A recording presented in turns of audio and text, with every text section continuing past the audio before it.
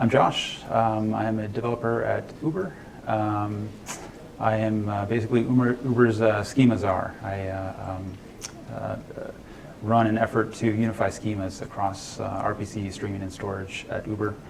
And I developed a data model that I presented on last year. Is there anyone? There's at least one person who was here last year for my talk. Anyone else? Okay, cool. But okay, so today I'll be focusing on TinkerPop as a whole. We'll be looking at kind of the past history of TinkerPop. And by the way, feel free to interrupt me at any point. I might keep my answers short, but I actually prefer more of an interactive session. So yeah, I'll be giving a little history of TinkerPop, which will be interesting because you know, one of the Rambo programmers on TinkerPop is sitting right there. Could probably tell a lot of the history better than I can, but I've got the job, so you can keep me honest. Oh, sorry, just working on it. So yeah, long ago, and okay, it was only about 10 years ago.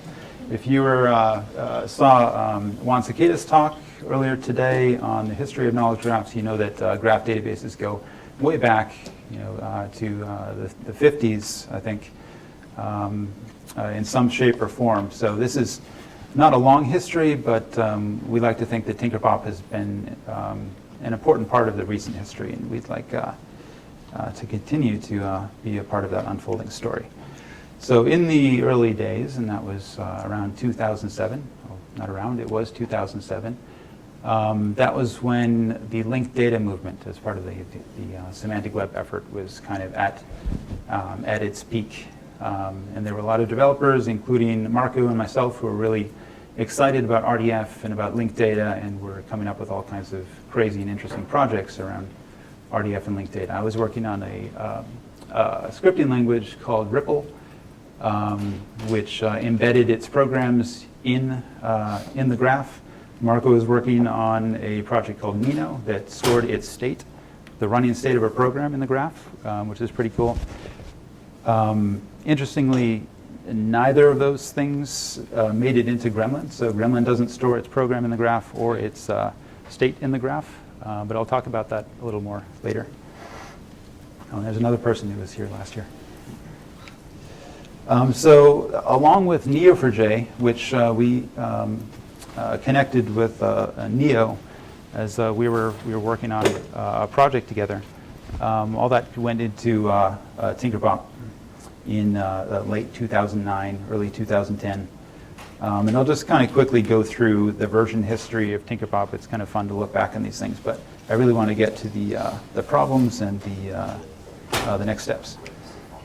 So yeah, before TinkerPop 1.0, we had TinkerPop really took shape when it shifted from being a bunch of cool projects to being something that was focused on a suite of tools specifically for the property graph data model. So we had a Turing-complete programming language for graphs that was originally Ripple, and then as we moved into property graphs, that became Gremlin. Blueprints, I think I'm just going to talk loud. It's not picking me up. Was the API for reading from and writing to graphs, kind of a JDBC for graphs. Initially, there were only two implementations. There was TinkerGraph, which was the in-memory graph, and Neo4j, and then OrientDB came along later, and the rest is history.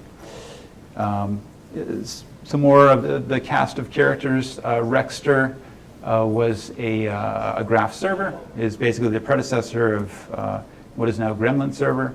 Pipes was a data flow framework. Frames was an object framework, so you could create interfaces with methods like, you know, call your interfaces person and project, and you could create annotations on your methods for things like, you know, get created and set created and things like that. So kind of an alternative way of accessing blueprints-enabled graphs. So 1.0, I won't say too much, but in the interest of time, there's obviously a lot of history, but 4 implementations as of May 2012. Again, TinkerGraph, Neo4j, OrientDB, and also DEX, later renamed to Sparksy, But the point is not a lot of backends at that point, so we could be kind of nimble because we controlled all the code. 2.x, again, the kind of language ecosystem expanded.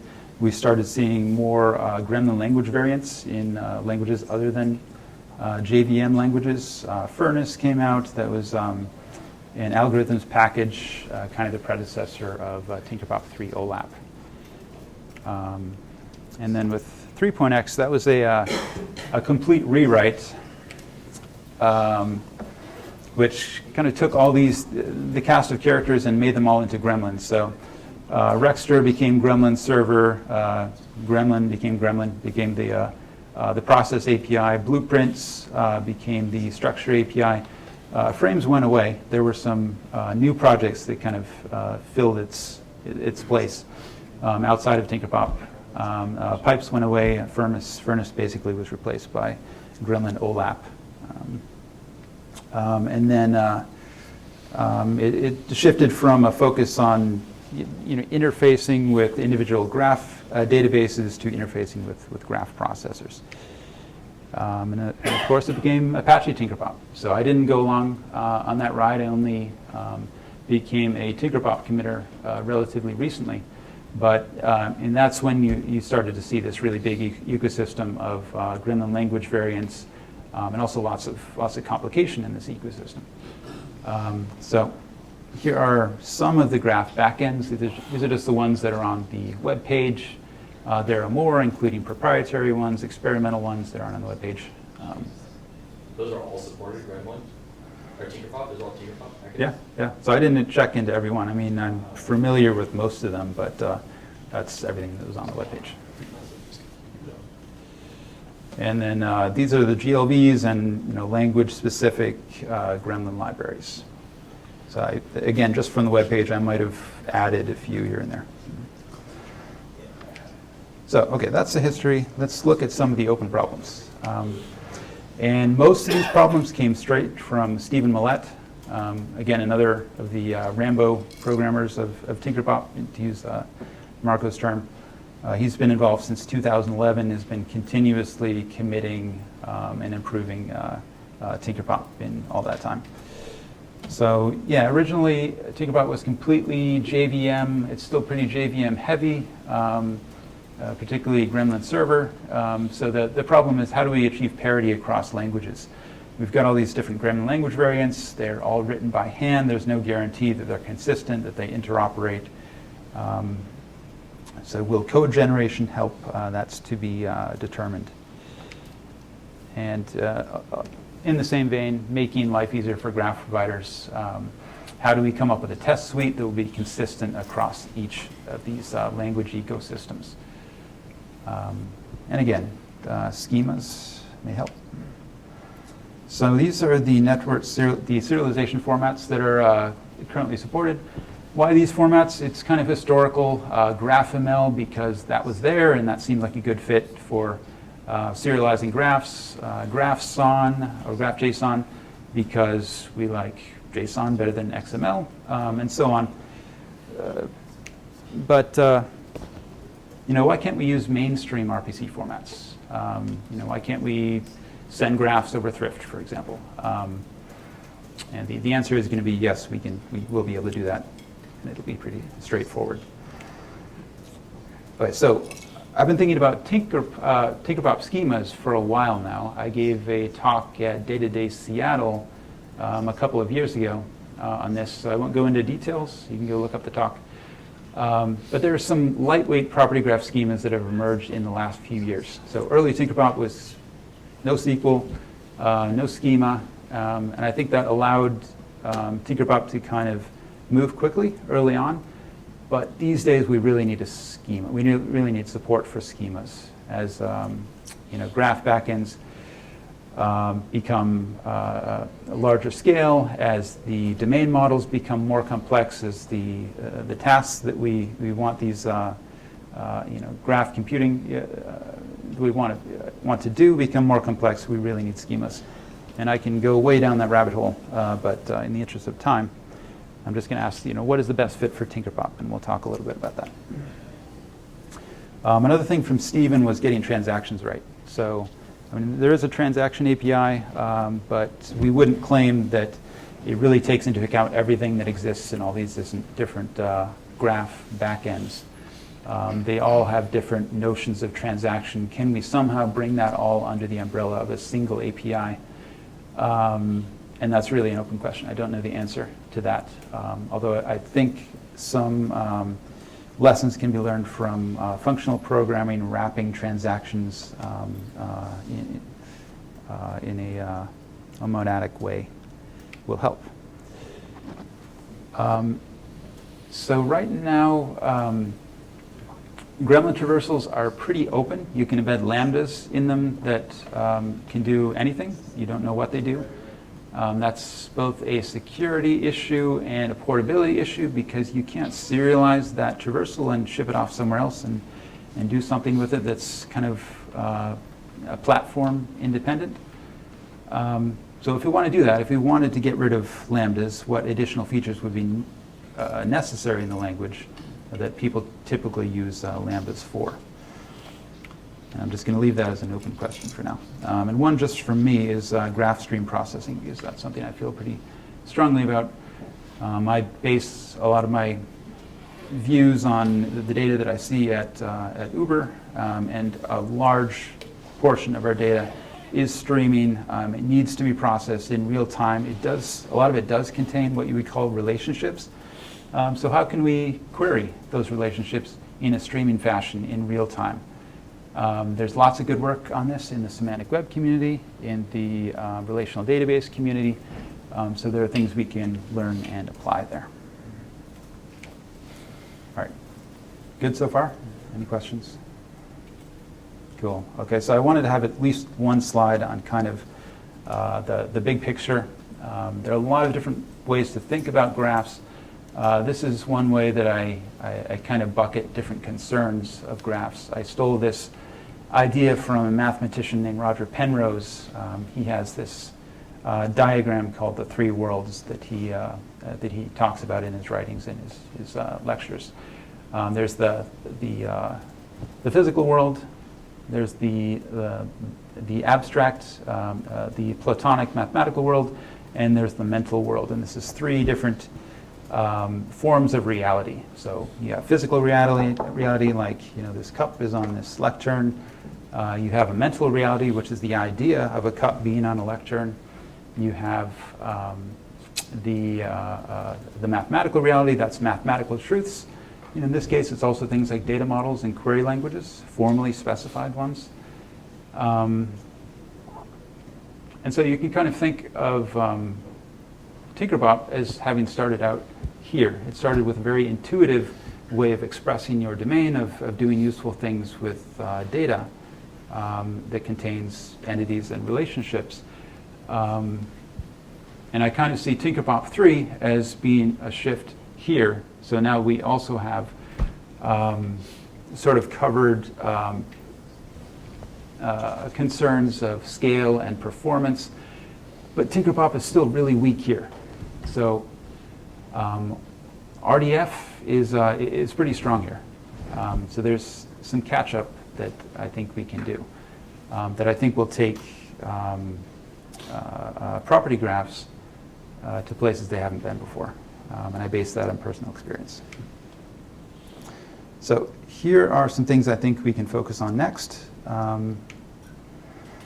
So like I say, I think property graphs need a real type system, and we have that type system. I'll talk a little bit about that. But it's not the only effort in this area. So there was a workshop last spring. There is the property graph schema working group, which Juan back there is heading up, and that's part of the larger graph query language, or GQL effort, that you might have heard Stefan talk about earlier today as well. But with all that, you can't forget about external data models either, non-graph data models. So if you want graphs to become relevant to, say, the data infrastructure of a company like Uber, it is not feasible to bring all the data into the graph. You want to bring the data model to the data. You want to basically bring the graph to the data. So in our case, all of our data is either relational or it's in expressed in languages that are not graph, but are close enough to graph that you can make that connections. So again, I'll get into that a little bit. There was a, this is my depiction of the problem of connecting data models.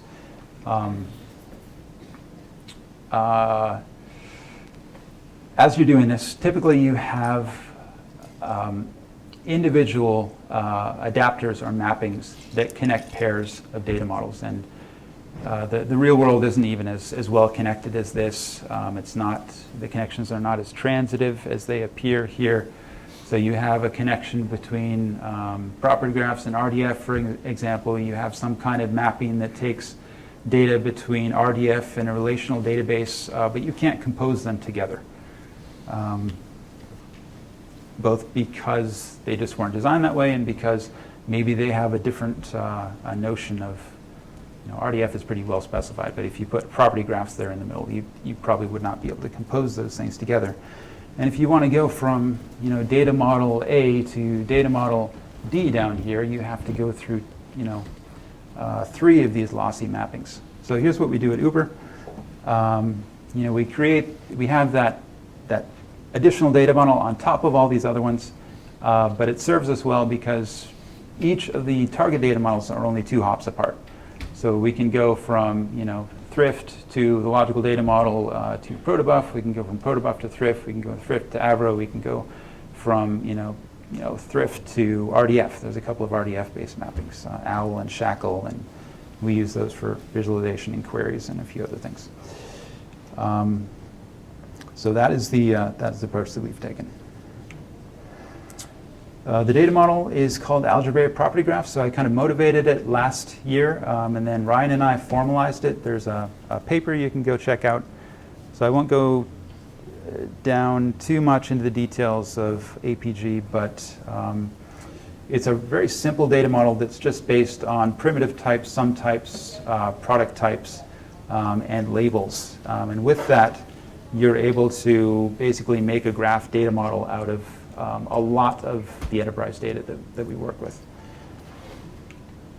So I'll try to explain this diagram. It's pretty simple. In the upper left here, you have the elements of a graph. That's your vertices, your edges. You can also think of properties as elements. Down here, you have the values of the graph. That's the connections of the graph. So the connection between a pair of vertices that exists within an edge. You have the types of the graph, and that's the algebraic data types. That's things like products and sums, and simple types like strings and integers and so on. Then you have the labels, and that's kind of the lexical space. That's your schema vocabulary. And it took us a surprisingly long time to come up with this model that had this nice clean diagram, but we really knew when we'd gotten it because it's quite simple. So this commuting square here guarantees that the type of any value, the type of a value of any element of the graph is the same as the schema of the label in the graph. And again, I won't go into depth, but that's a nice thing to have. If you have this guarantee, then you can do interesting things like composable mappings between schemas and data. So back to kind of nuts and bolts of building TinkerPop. I think there are some good approaches to building structure APIs that are, achieve that parity across languages that I motivated before. Schemas will help, and we've already demonstrated some of that. There are code generation tools that you can use that will work well. We just need to fully define the schemas. Process APIs are maybe a little bit trickier, and that gets back to kind of the root of traversals in TinkerPop. Are they in the graph? Are they strongly typed? The answer for a long time has been no, but I think it's going to be straightforward to get that. So you can have strongly typed traversals. You could even, if you want to, put the traversals in the graph. I'm not sure these days if that's still something that's interesting or useful, but it's something you can do. You can serialize traversals. You can send them over the wire and execute them remotely, not as strings, but as native objects. The harder part is probably generating process implementations. And we don't have any good answers. We have some ideas there. But sort of the difference between generating an API and generating the implementation is that you're trying to generate the actual running code in each language variant, and that seems to me to be quite a bit harder. There's some tools we can use. Haskell has good code generation. Idris supports a number of languages, and there are others. We can consider writing our own code generation solution. So that's all to be determined. But along with that, I think we're going to have better abstractions for graph processing, and there are already some projects out there that have kind of shown the way. Functional approaches to Gremlin. Gremlin Scala is kind of a monadic framework for Gremlin. There are a couple of Haskell libraries out there. So I think there's going to be a lot of value in making Gremlin properly monadic and treating the building up of Gremlin traversals as monad composition. And like I say, we'll get a bunch of serialization formats for free. We already support these at Uber, with the exception of this one. I thought it would just be useful for comparison and others. Oops. All right, I think this is my last slide. So we tend to focus on schema mappings right now at Uber because that's just what a lot of my work is about. But the framework that we developed applies equally well to data mappings, and particularly guarantees that a schema transformation and a data transformation are analogous and are in agreement with each other. So there's a lot of other things we'd like to do with transformations. Automated data migration, query rewriting, mixing and matching different operations in different language environments.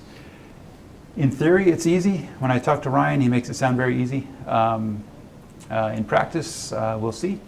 But we definitely have the formal tools to know when we've gotten the solution right. TinkerPop 4 is still an idea. It's not something that exists yet. In code, we have some code that I'm going to release soon, which is the mapping framework. That'll be open source pretty soon. I've been saying that for a while, but really should be pretty soon. We're going to have a post on the Uber engineering blog along with the release. But TinkerPop 3 has a lot more momentum, a lot more inertia than TinkerPop 2 did. So we can't make just a clean break. Stephen makes this point really strongly that it needs to be kind of a gradual transition. So we'll be trying a lot of things out, experimenting, seeing what works, seeing how the community responds. And we invite anyone who's interested to get involved. There are the mailing lists, the users, and the developer list. And that is my talk.